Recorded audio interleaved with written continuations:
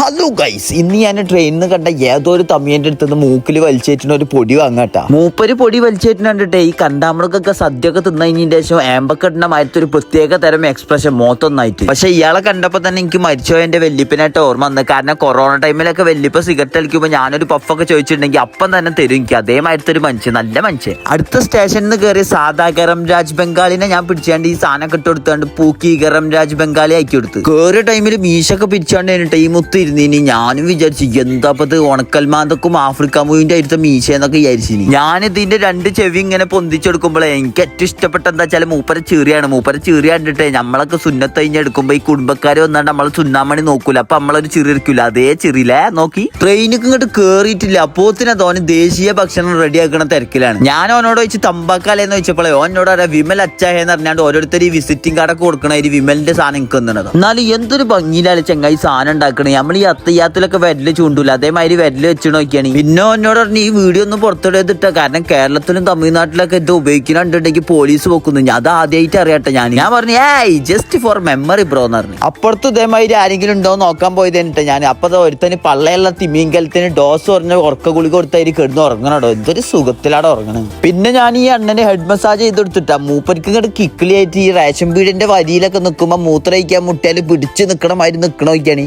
കൊറേ ഒക്കെ പിടിച്ചിരുന്നു. ലാസ്റ്റ് ഈ മുല്ലപ്പെരിയാർ ഡാം ഒട്ടിയായി മൂപ്പരാണ്ട് ചിരിച്ച്.